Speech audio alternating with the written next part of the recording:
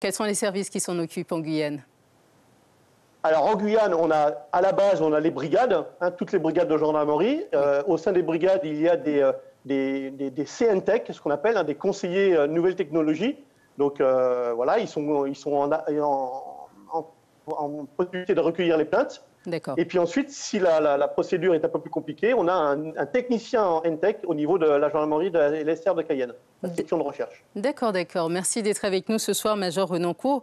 On passe à vous, Monsieur Benoît Grunemwald. Vous êtes expert cybersécurité chez E7. Vous nous parlez de région parisienne. Dites-nous un peu ce que c'est une donnée personnelle, des données personnelles en ligne. Qu'est-ce que c'est exactement ?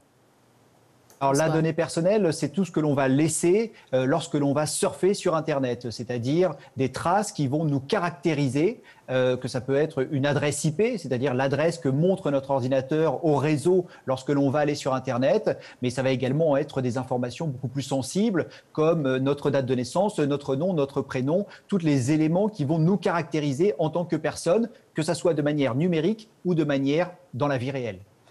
Quand on n'est pas très prudent, on peut laisser des traces de sa vie personnelle, comme le petit poussé, laisser des petites traces sur tout le net. Est-ce qu'il y a des techniques, en tout cas des gestes à avoir pour éviter de laisser toutes ces traces en ligne ? Alors effectivement, on laisse forcément des traces à partir du moment où on est sur Internet. Si on veut, par exemple, avoir un minimum